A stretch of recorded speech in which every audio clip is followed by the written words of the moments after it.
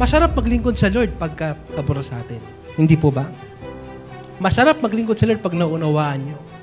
Pero pag hindi mo na alam yung ginagalawan mo, if you're in the unknown waters, if you're in the desert, if you're in the fiery furnace, will you still do it?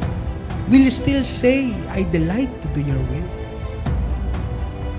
Kaya nyo ba rin bang sabihin na masaya pa rin ako naglilingkod sa Lord? Paano pag naubos na yung ating pera?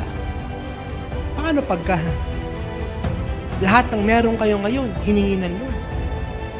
Tinanggal ng Lord. At ang kapalit nito ay unknown.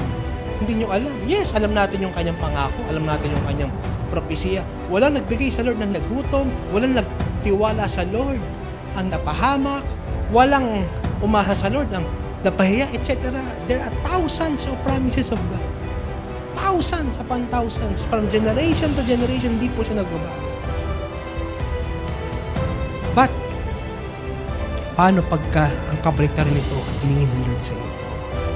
Will still say, I delight to do your will. Di ba parang mahirap? Actually, mahirap talaga. Mahirap sa taong hindi mahal ang Diyos.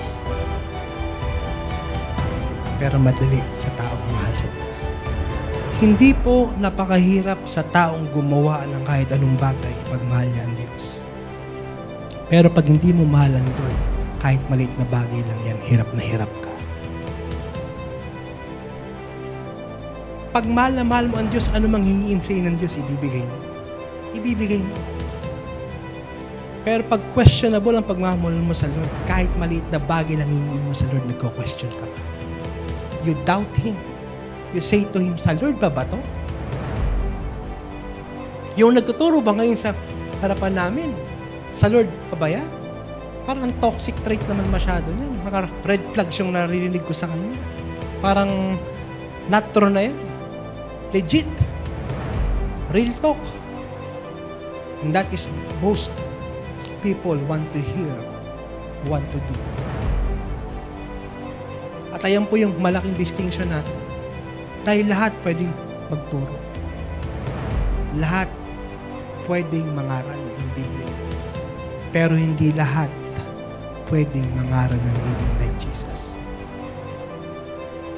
As you practice what you preach, ang qualified lang pwedeng magturo ng panalangin ay yung mga taong nabubuhay ng mananalangin. Ang qualified lang magturo ng living like Jesus yung mga taong nag-i-strive, nag-i-effort at talagang lumalakad at nabubuhay kagaya ng Lord. Is it really your delight to do His will? Or it is your delight to do your will and some will of God? God wants the best of you, not the rest of you. It's not my job to preach. It is my delight, my joy in God to preach to you. It is not my job to pray. It is my delight to pray. It is not my job, my duty to serve. It is my delight to serve. It is not my job to do the will of God. It is my delight. It is my joy to do the will of God. If you are giving your life to God 100%, He wants 200%. If you're giving 200%, He wants 400%. At maniwala kayo sa akin, mga iniibig, mga minamahal. Hindi niyo siya pagsisisihan.